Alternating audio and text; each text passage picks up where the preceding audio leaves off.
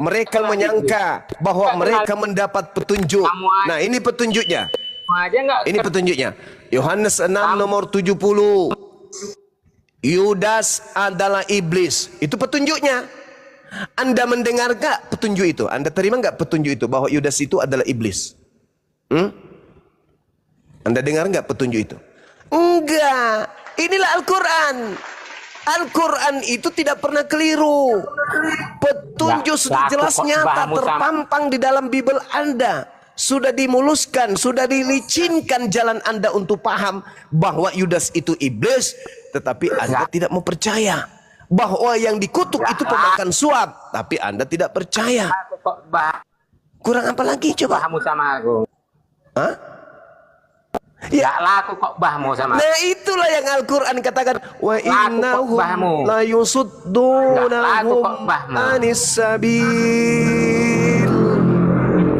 Dan sungguh iblis benar-benar menghalang-halangi Robert dari jalan yang benar. Sedang Robert menyangka bahwa Quran saya mengatakan itu. Gitu saudara. Jangan marah ya Pak Robert. Terima aja nasibmu. Marah, aku ngapain marah?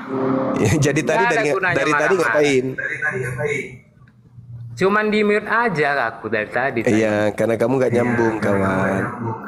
Iya, nggak nyambung. Karena kau sok pintar Alkitab. Nah, sekarang saya tanya sama kapan kamu rencana mati?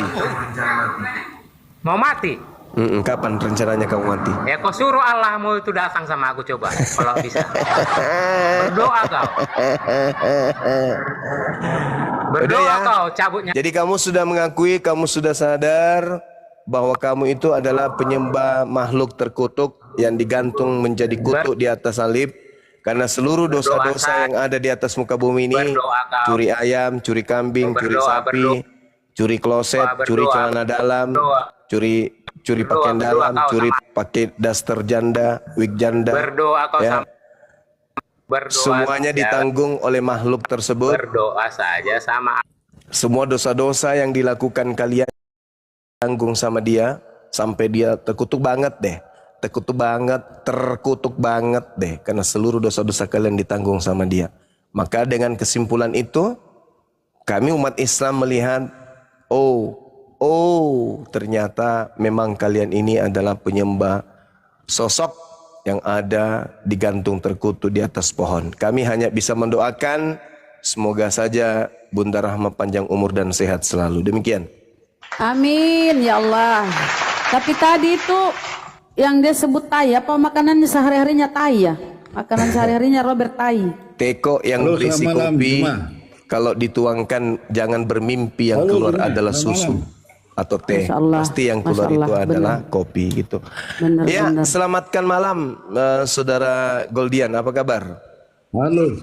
Ya, halo. Assalamualaikum, selamat malam Gurunda. Waalaikumsalam warahmatullahi wabarakatuh. Wah, tiba-tiba di notis. Saya nih Kristen, saya mau bertanya kepada Bang Juma. Boleh? Ya, silakan. Tenangkan dulu, duduknya diperbaiki dulu, Bang. Boleh? Iya, boleh. Saya mau tanya kepada Bang Juma ini. Iya, boleh. Oke, aku bertanya kepada Al-Quran aja deh. Iya. Oke, saya mau tanya. Nah, nih. Ya. Bang Juma, tolong jelaskan ke saya bahwa Ustadz Somad mengatakan budak boleh digauli. Ya, terus apa lagi? Apa lagi, Bang? Marij 29 sampai 30.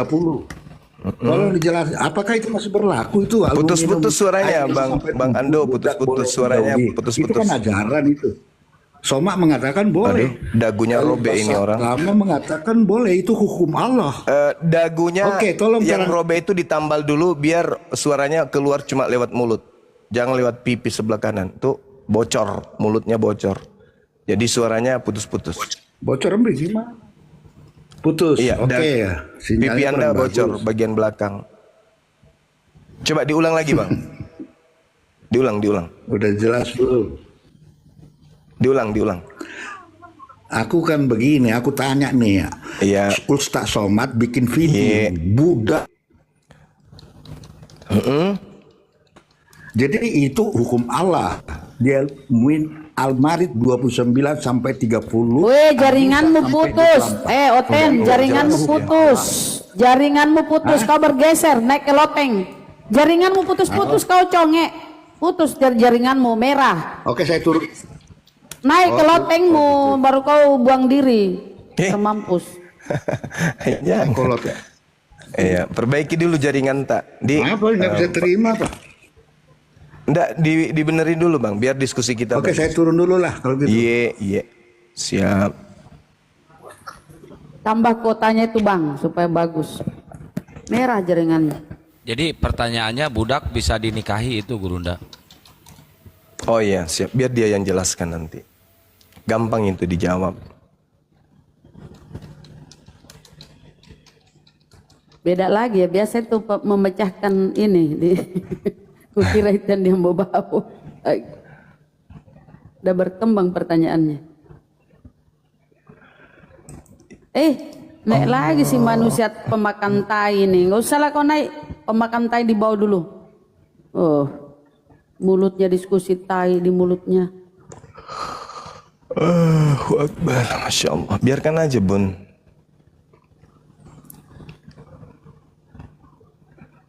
Robert naik Pak Robert, tapi jangan kasar ya Pak Robert. Naik sini. Silakan tadi langsung Bapak gigi. Aldo naik lagi kembali. Pak Aldo.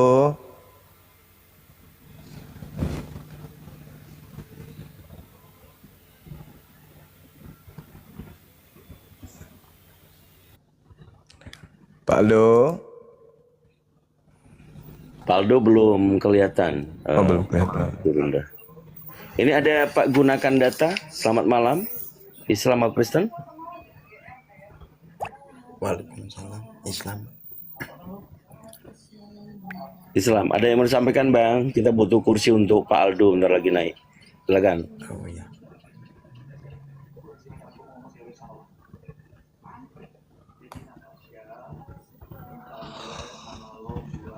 Allahu Akbar. Masya Allah.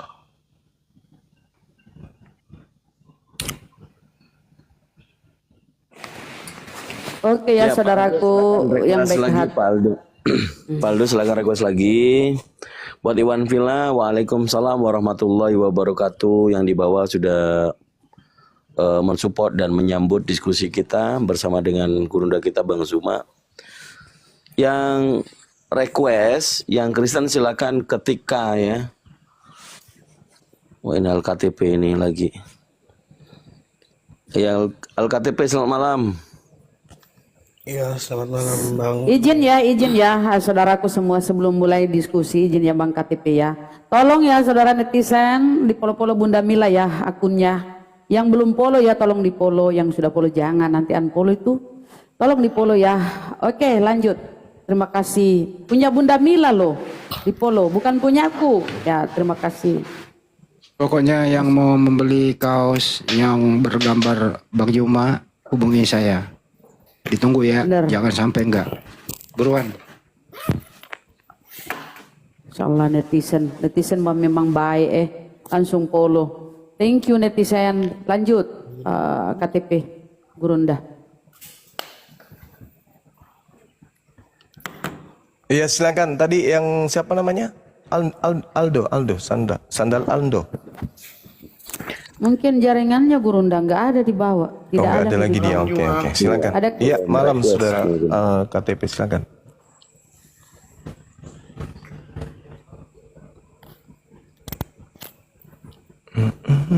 Halo? Iya, halo. Ada suara ya?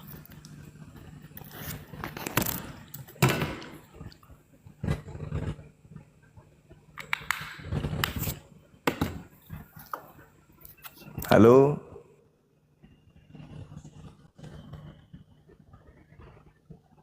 Halo.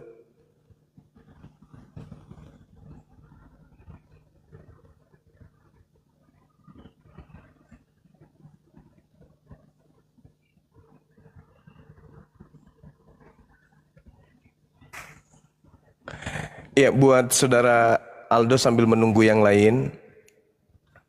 Kalau di dalam Al-Quran yang Anda maksudkan tadi,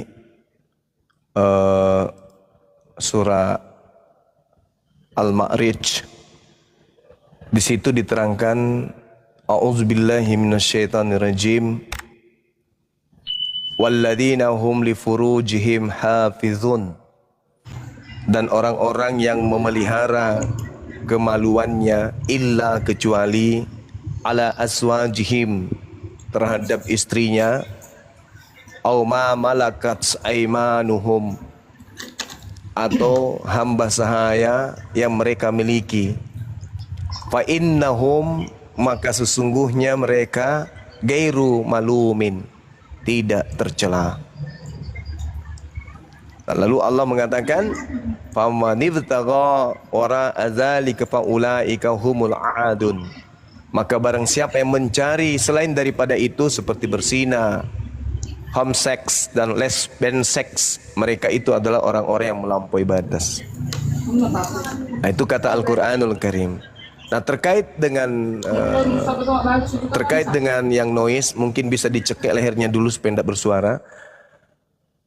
Terkait dengan tuduhan Anda diperbolehkan, kemudian justru Islam itu datang untuk menganulir ajaran-ajaran yang terkait dengan perbudakan masa lampau. Terkait menyetubuhi budak, Anda bisa baca di dalam Ulangan ya, Keluaran 21. Di situ diperintahkan kemudian diajarkan kemudian untuk menggauli budak, dan itu boleh, tidak menjadi sebuah larangan. Dikatakan jika engkau mengambil perempuan lain, maka dia tidak boleh mengurangi persetubuhannya dengan dia. Dia di sini adalah seorang budak. Bahkan di dalam agama sebelum Islam, seperti di Keluaran 21 nomor 7, itu orang-orang dibolehkan menjual anak gadisnya untuk menjadi budak. Keluaran 21 nomor 7. Apabila ada seorang yang menjual anaknya sebagai budak, maka perempuan itu tidak boleh keluar seperti cara budak-budak lelaki keluar. Jadi boleh menjual anak untuk jadi budak. Itu di ajaran terdahulu sebelum Islam berdasarkan Keluaran 21. Jadi apapun yang kamu hujat terhadap Islam, ya Bible yang kamu bawa itu, alhamdulillah kata Allah, wa makaru wa makarallah. Allah itu adalah sebaik-baiknya pembalas kejahatan. Bible pasang badan untuk itu. Gitu ya. Jadi justru di Bible itu boleh jual anak untuk jadi budak. Kalau di Islam nggak boleh. Seperti itu kawan. Nah, sedangkan kaidah di Islam, budak itu selevel dengan hewan. Budak itu selevel dengan hewan ternak. Itu dari dulu tuh. Budak itu statusnya seperti hewan ternak. Artinya pada masa Rasulullah, budak ini terangkat derajatnya kemudian. Dimemerdekakan. Boleh dimemerdekakan dengan cara dinikahi. Itu dimemerdekakan. Atau dengan membayar kepada tuan terlebih dahulu sehingga budak ini terbebas dari statusnya perbudakan. Nah, orang yang menggauli budak itu sama halnya menggauli titik-titik. Bina. Itu. Tetapi karena dia tetaplah manusia, di Islam boleh daripada kamu berzina. Karena itu adalah hartamu, itu adalah hakmu. Seibarat emas, boleh Anda jual emas itu karena itu milikmu. Itu dalam Islam. Jadi tidak bisa kemudian Anda menjadikan itu sandaran untuk menghina, menghujat Islam. Enggak. Karena kenapa? Ajaran terdahulu itu jauh lebih dahsyat terkait budak daripada Islam. Islam datang untuk meluruskan kemudian hukum-hukum tersebut. Ya, saya kira begitu. Ya, materi kita agak jauh melenceng, teman-teman. Tolong ini kalau bisa dikasih judul supaya teman-teman ke atas itu sudah mengarahkan pertanyaannya. Nah, jadi saudara Erik Manu, kita sedang membahas penyembah, siapa yang menyembah makhluk terkutuk. Gitu saudara. Bang Erik, monitor, silakan. Ingin bertanya satu aja. Iya. Dari sekte mana, Bang? Dari Protestan. Protestan. Ya, silakan. Kalau di agama Islam itu jaminan keselamatan ada enggak ya? Ada. Dan jika kalau ada, siapa yang di agama Islam yang udah ada di surga? Surga sekarang itu belum ada isinya. Orang nanti masuk ke surga ketika sudah terjadi kiamat, sudah terjadi kemudian hisab, ditentukan di sana orang dibangkitkan dan dihukum berdasarkan perbuatannya di dunia, baru ada yang ke neraka, ada yang ke surga. Gitu, Bang. Berarti masih hayalan gitu ya, belum pasti gitu lah. Bukan hayalan, itu sebuah kepastian. Sama seperti besok hari Selasa itu adalah kepastian. Tinggal menunggu waktu bergulir pelan-pelan, detik ke menit, menit ke jam, jam ke hari, hari ke minggu, minggu ke bulan, bulan ke tahun, tahun ke abad, dan seterusnya. Tinggal menunggu. Besok apakah hayalan? Apakah besok hari Selasa itu hayalan? Enggak. Besok hari Selasa itu adalah kenyataan, kepastian.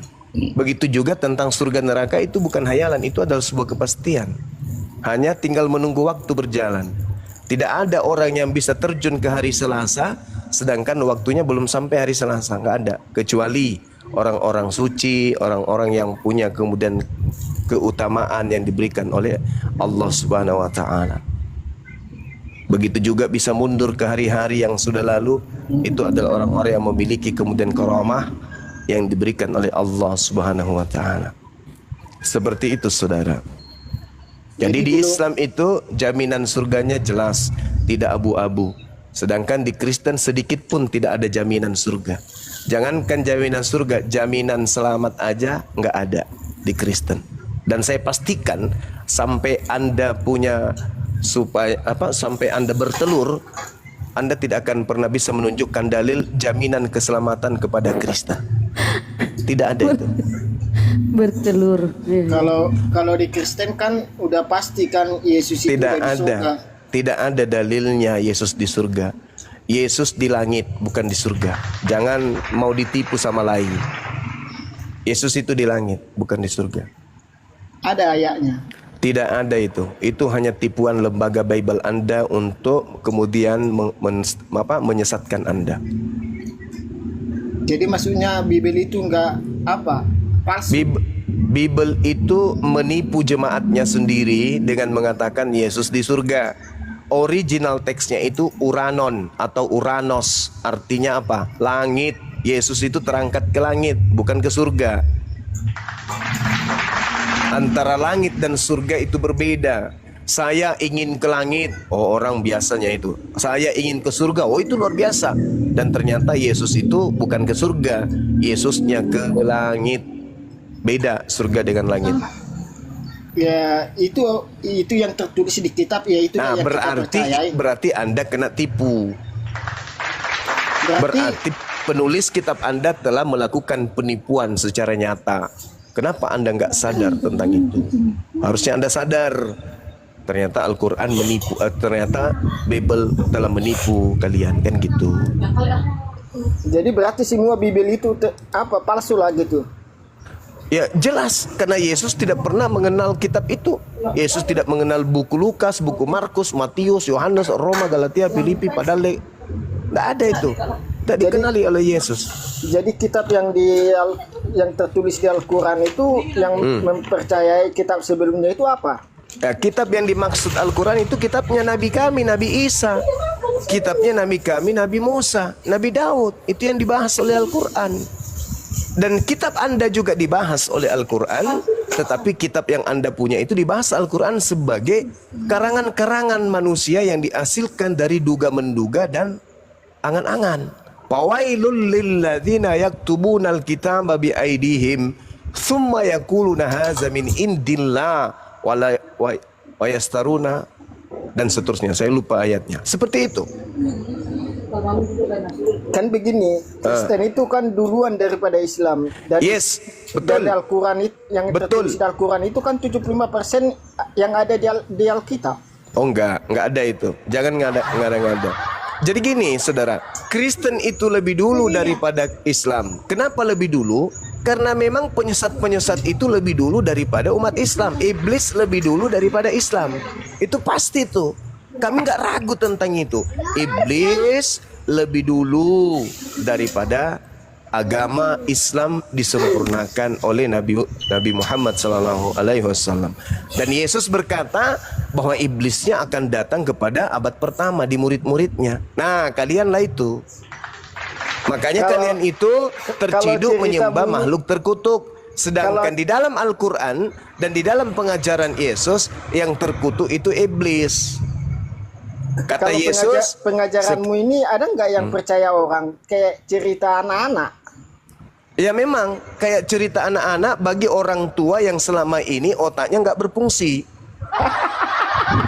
Nah, seperti saudara ini, otak Anda nggak berfungsi. Anda punya kepercayaan, tapi kepercayaan Anda itu tidak masuk otak. Kepercayaan Anda menyembah makhluk terkutuk. Kan, Ya kan? di Kristen itu kan udah jelas jaminan keselamatan dan Mana dalil jaminan keselamatan untuk Kristen? Mana? Sampai Anda bertelur, Anda tidak akan pernah temukan jaminan kepada Kristen. Mana dalilnya? Yohanes 14 ayat 6. Yohanes 14 ayat 6. Akulah jalan, akulah kebenaran, akulah hidup. Tidak ada yang sampai kepada Bapa tanpa melalui aku. Kalau Anda beragama melalui Yesus, mustahil Anda menyembah makhluk terkutuk di atas salib. Karena Yesus tidak pernah mengajarkan menyembah makhluk terkutuk. Yesus justru mengajarkan menyembah kepada hakikat yang maha suci lagi maha tinggi. Ayo. Jalan yang ditunjukkan Yesus adalah menyembah Dia yang maha suci yang ada di langit. Bukan menyembah makhluk terkutuk yang digantung di atas pohon. Ayo, ayo. Kalau mau ngomong apa? Kalau ke agama kalian masuk akal lah pengajaranmu itu. Kalau ke kami nggak masuk akal kayak anak-anak. Jangan ke kami dulu, jangan ke kami dulu. Anda bahas dulu Yohanes 14 nomor 6. Masuk enggak Anda di situ? Yesus mengajarkan menyembah kepada hakikat pencipta langit dan bumi yang maha suci, maha tinggi. Sedangkan Anda diajarkan menyembah makhluk terkutuk di atas salib. Ayo, sama enggak? Sama enggak dengan ajaran Yesus? Saya tanya, ada kok enggak tanya? Saya tanya lo. Saya yang sedang berkata bertanya lo. gitu? Anda mengatakan ada jaminan keselamatan di Kristen. Mana dalilnya? Yohanes 14:6. Padahal ternyata enggak, salah sasaran ente. Yesus Kenapa jalan. salah sasaran? Yesus jalan. Jalan artinya petunjuk. Yesus itu petunjuk. Petunjuk yang diberikan Yesus adalah menyembah hakikat pencipta langit dan bumi. Jangan ada sembahan lain. Hanya kepada pencipta langit dan bumi lah harus menyembah. Sedangkan ente menyembah makhluk yang digantung terkutuk di atas salib. Ayo. Siapa yang menunjukkan jalan agar menyembah makhluk yang terkutuk di salib? Siapa yang menunjukkan jalan itu? Siapa? Yesus. Ngerti nggak arti terkutuk di kayu salib? Tahu. Tahu. Saya paham. Kutuk dalam bahasa Yunani artinya katara. Katara ini tercemar, najis, tame, busuk. Apalagi? Busuk, borok, telur amporo, apalagi? Gimpe, gepeng, apalagi? Bocor halus, bonyok. Itu yang dimaksud dengan terkutuk. Lah, kok ketawa? Terkutuk itu lawan kata dari mulia. Terkutuk itu terhina, ternista, tercemar, ternajis, haram tralala trilili, tambah lagi trululu. Dan itu yang saudara sembah. Kutuk itu laknat. Itu yang Anda sembah. Terlaknatlah orang yang mati digantung di atas salib. Anda sembah manusia laknat itu. Lu kok nangis? Itu dalil, kawan. Maka Islam datang mengajak saudara untuk siuman dari tidur panjang saudara. Enggak, yang ketawanya aku dengar pengajaranmu itu ke pengajaran anak-anak. Makhluk terkutuk. Berhentilah, berhenti menyembah makhluk terkutuk. Berhenti.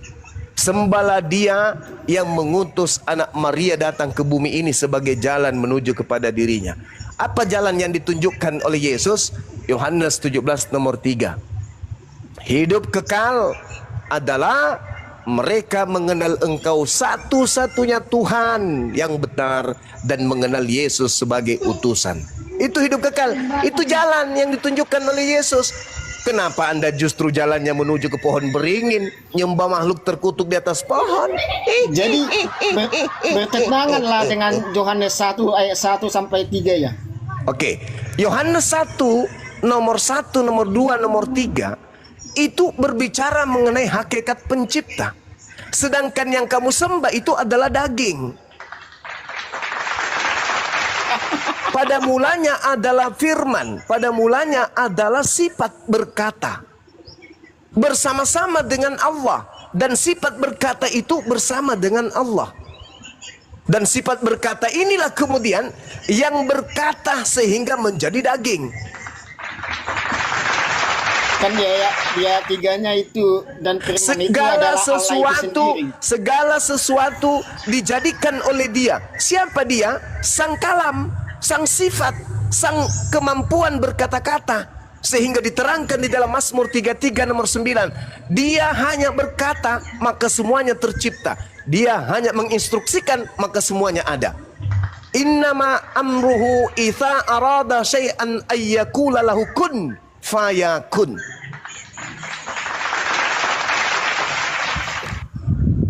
Itu terjadi, Bung. Makanya ketika di dalam Ulangan 21 nomor 22 nomor 23 terkutuklah dia yang digantung di atas salib. Maka apa yang terjadi? Fayakun, maka terjadilah ada kutukan terhadap yang ada di atas salib. Itu yang kamu imani hari ini, yaitu menyembah kepada sosok yang digantung tersalib, terkutuk di atas salib. Mau kemana Anda? Jadi Nabi kalian sampai sekarang belum ada di surga, belum ada. Nabi Muhammad sallallahu alaihi wasallam itu adalah manusia mulia yang mati dalam keadaan jihad. Al-Quran mengatakan jangan kau menyangka bahwa orang yang mati dalam berjuang menegakkan tali agama Allah itu mati. Sesungguhnya dia itu hidup. Wala tahsabanna alladhina qutilu fi sabilillahi amwata bal ahyaun inda rabbihim yurzaqun. Dia itu hidup dan tidak mati. Jadi dia di mana sekarang? Ya sama.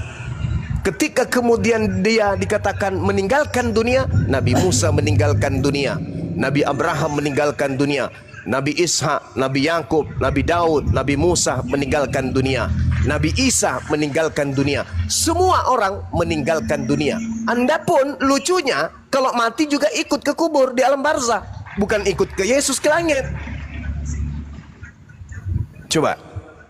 Begini kan yang kita percayakan Yesus udah jelas di surga. Contohnya yang membawa agama Islam itu kan Muhammad. Pertanyaannya Muhammad itu sekarang di mana? Oke, baik. Saya jawab. Nabi Muhammad ke alam barzah. Umatnya yang mempercayainya sebagai nabi akan ke alam barzah. Berarti kami dan Nabi kami Nabi Muhammad ke alam barzah. Yesus ke langit. Yang menuhankannya bukan ke langit, malah ikut Nabi Muhammad ke alam barzah. Ketawa dia. Itu yang pertama. Yang kedua, Yesus yang ke langit ketika dia hidup memperlihatkan hidupnya sebagai seorang muslim. Syahadatain. Yohanes 17 nomor 3. Kemudian puasa, Matius 9. Salat, Matius 26. Sunat, Lukas 2. Apalagi yang kurang? Tidak makan babi, Matius 5 nomor 19, Lukas 16 nomor 17.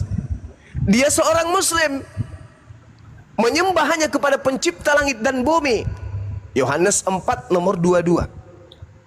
Lalu akibat daripada teori praktek yang dia sampaikan dan dia lakoni ketika dia hidup, dia alhamdulillah terangkat ke langit. Wakil kami sudah ada di langit, bernama Yesus. Penyembah makhluk terkutuk di atas salib, apa sudah ada wakilnya di langit? Jawab. Kalau penyembah hakikat pencipta langit dan bumi sudah ada wakil kami. Yang sujud beribadah, sudah ada wakil kami. Yang puasa, sudah ada wakil kami. Yang bersunat, sudah ada wakil kami. Namanya Yesus. Di surga atau di langit menurut Bible. Ada wakil kami. Nah sekarang tolong tunjukkan kepada saya wakil Anda yang sudah terbang ke langit, yang mempraktekkan menyembah makhluk terkutuk di atas salib itu siapa? Jawab. Jawab. Siapa penyembah makhluk terkutuk yang sudah terbang ke langit?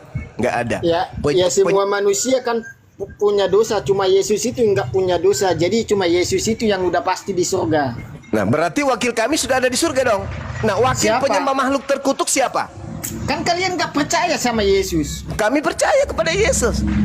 Beliau Nabi Allah, beliau Bisanya yang Rasulullah. kalian percaya. Saking kami percayanya, makanya kami nggak menjadi Kristen, karena Kristen itu adalah agama yang anti terhadap Yesus. Anda berkata Yesus sudah ada di surga. Alhamdulillah, wakil kami sudah ada di sana.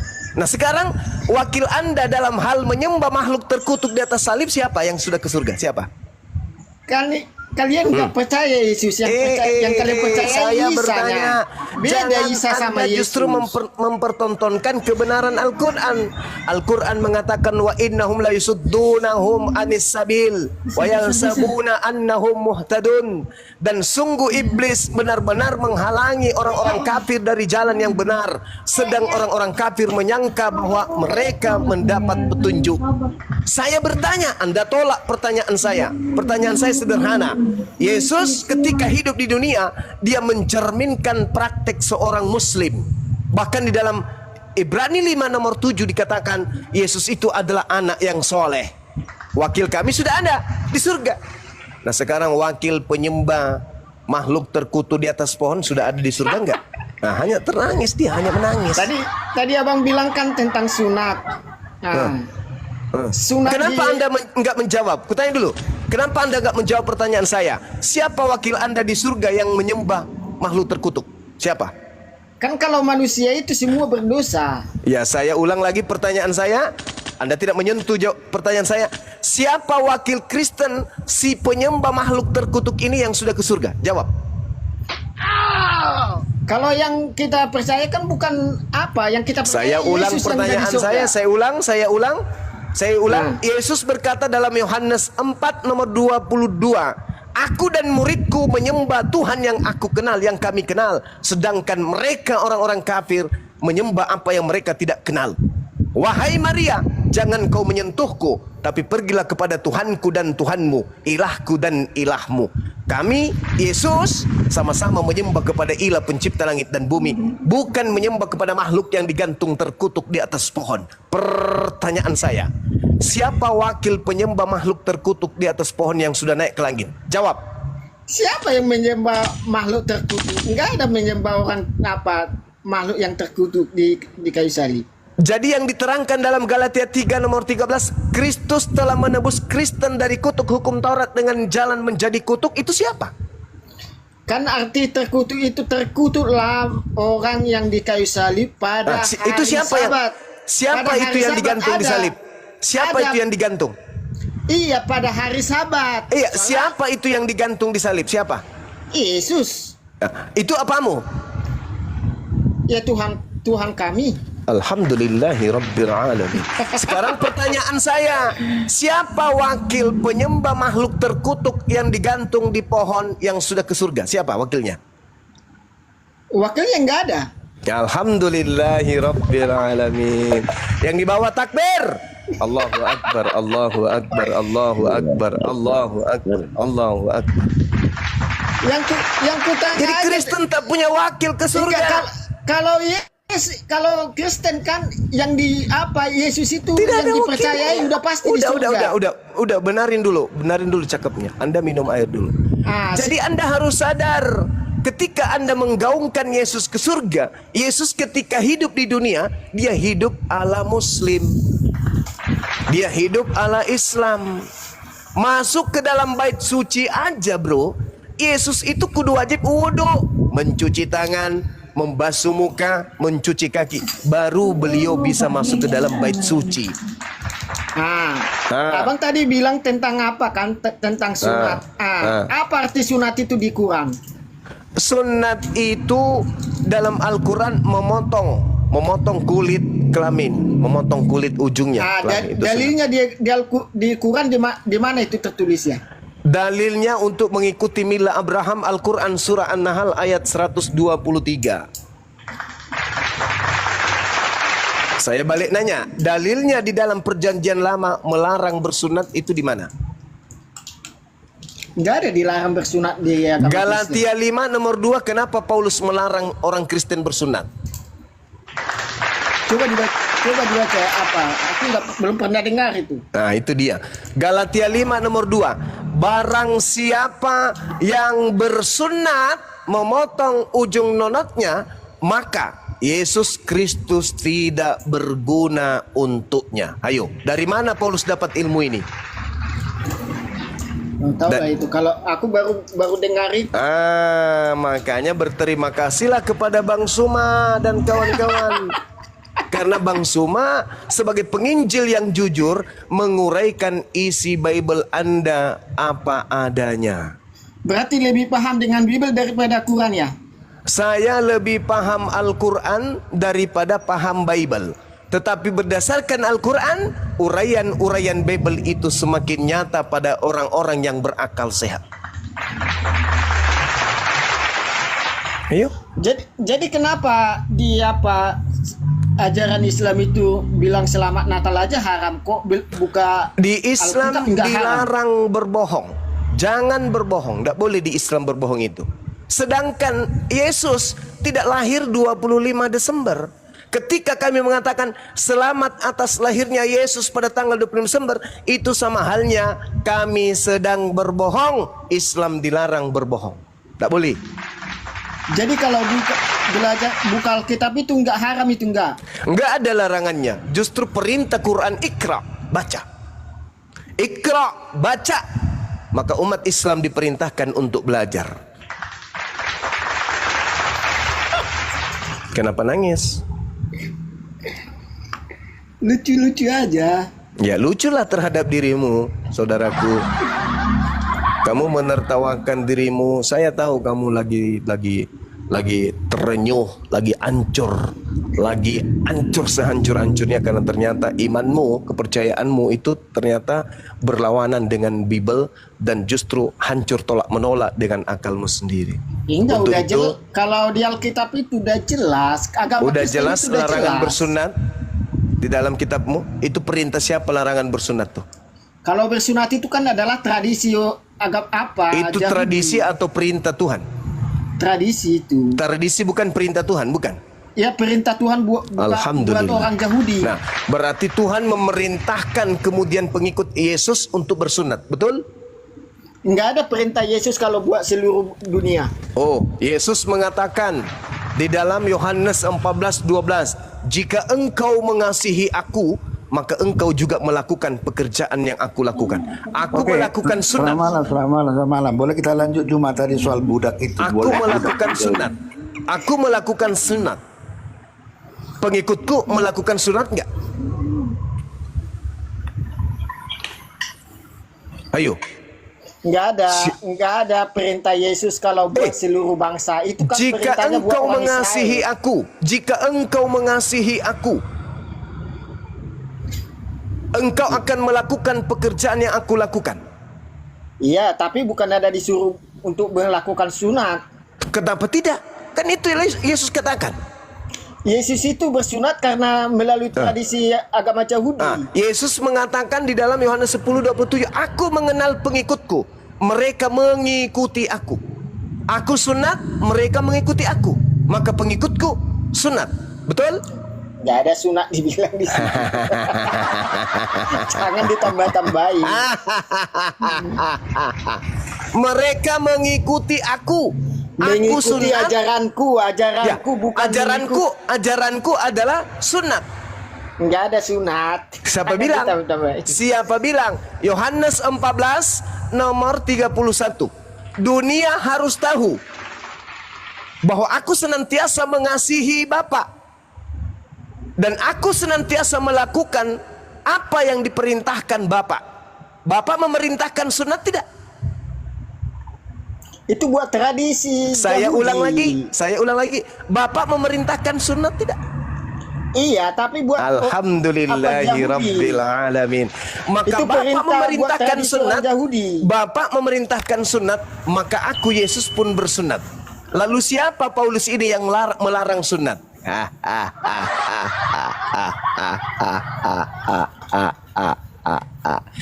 Iblis mengajarkan kemudian makan buah pengetahuan baik dan jahat. Tuhan melarang, iblis menyuruh. Tuhan memerintahkan bersunat, iblis melarang bersunat. Iblis itu senantiasa bertentangan dengan perintah Tuhan, selalu melawan perintah Tuhan. Itulah iblis. Tuhan memerintahkan mempersembahkan kemudian hewan, korban binatang, domba, kambing, sapi, lembu. Iblisnya kemudian mengajarkan mempersembahkan manusia dengan melantiknya sebagai anak domba.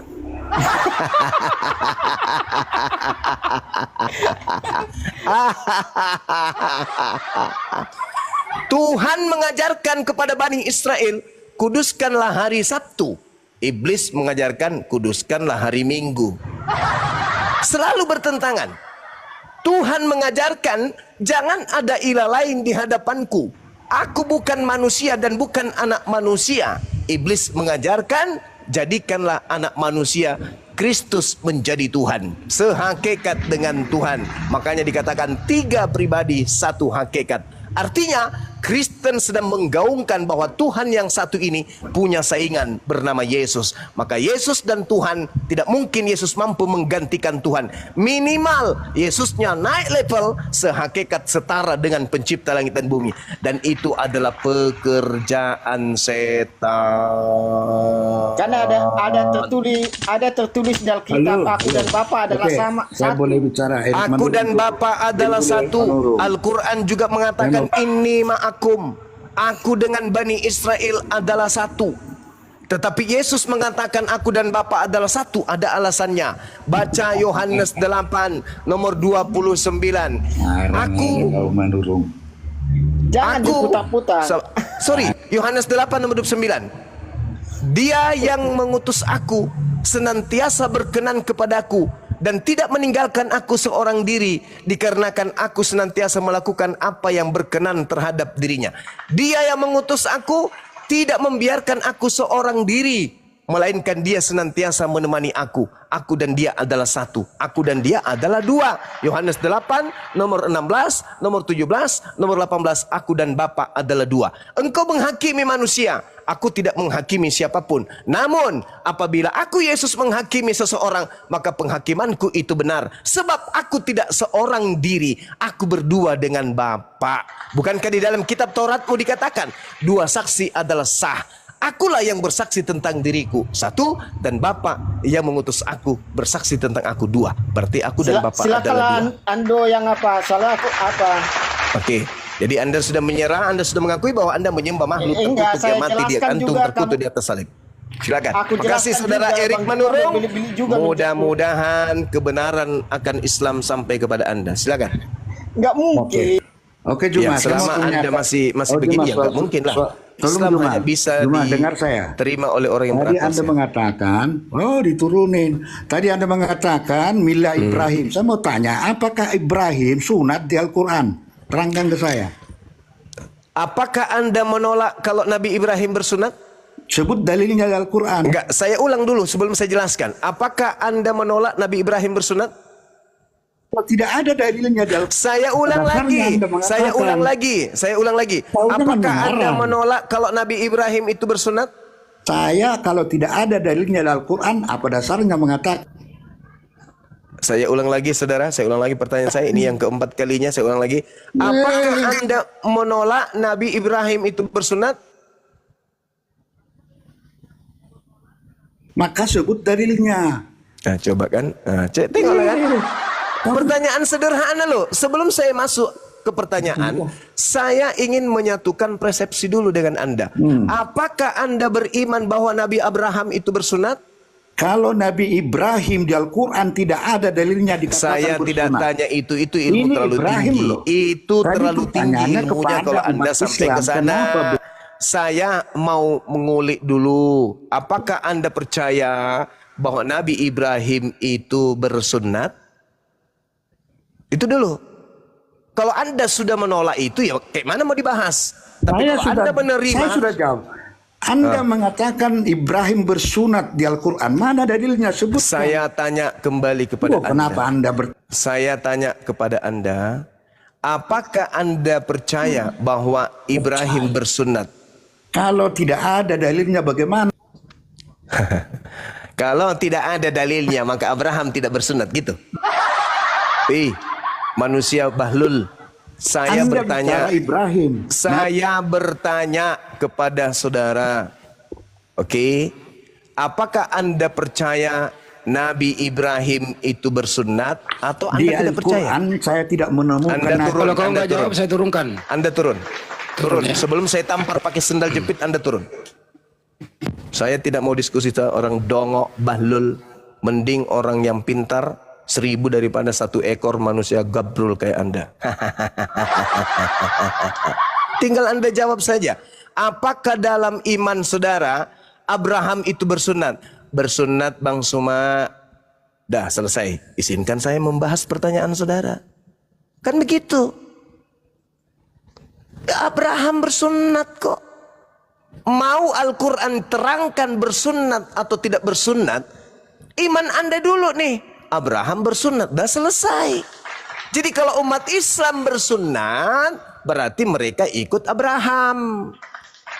Nah sekarang pertanyaannya, apakah Abraham bersunat? Bersunat. Apakah Anda ikut Abraham? Tidak. Kera bersunat tidak? Tidak. Apakah sama Anda dengan kera? Sama. Babi bersunat tidak? Tidak. Tidak. Apakah Anda sama dengan babi? Ya, Aldo tadi babi tidak bersunat. Anjing bersunat tidak? Tidak. Tidak. Apakah Anda yang tidak bersunat sama seperti anjing yang tidak bersunat? Sama. Aldo sama tadi anjing nggak bersunat. Ya, iya, makanya saya tanya, apakah Anda percaya Abraham itu bersunat? Kalau Anda percaya, Anda kenapa ragukan Al-Quran? Oh, tidak ada dalilnya. Betul, tidak ada dalilnya Abraham bersunat di dalam Al-Quran.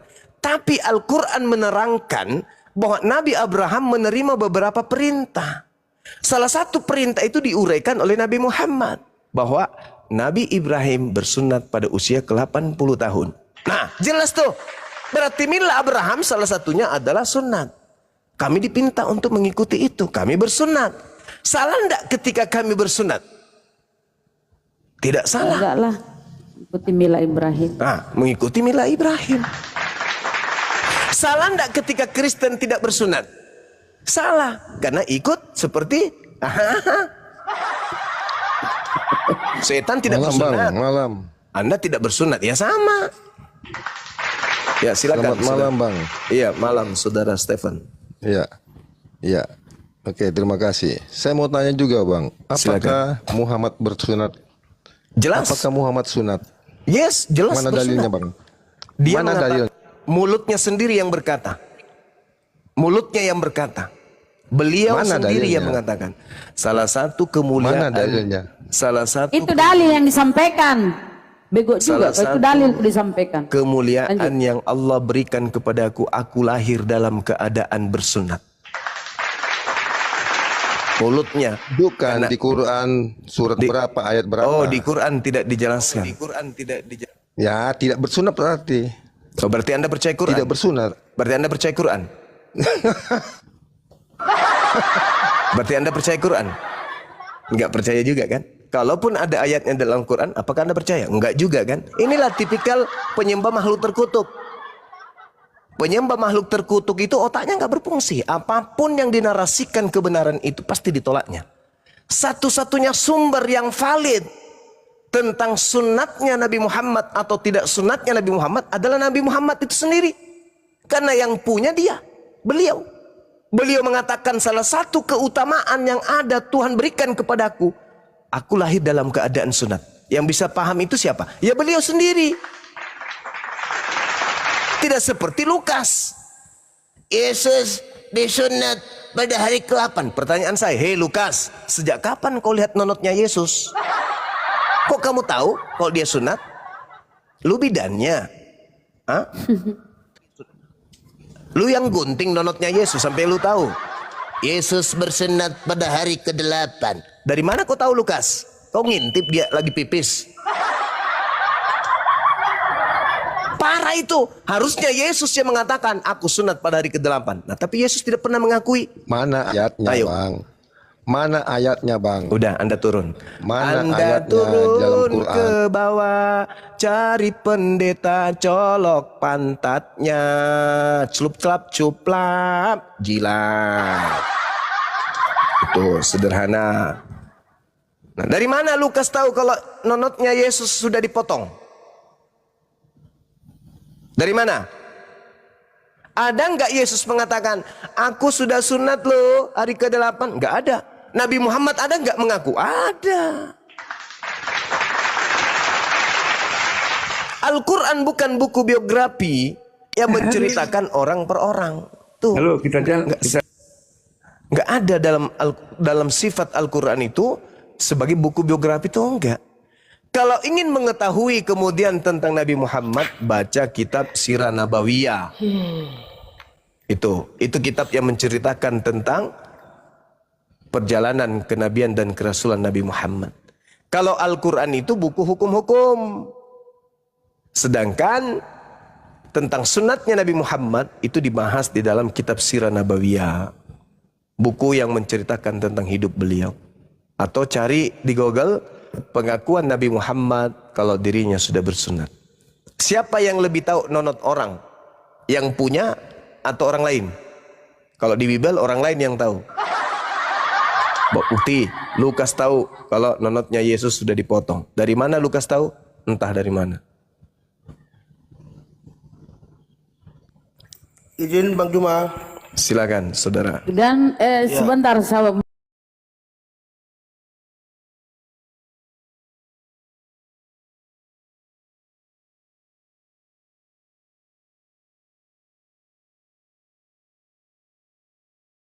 Baik, makasih.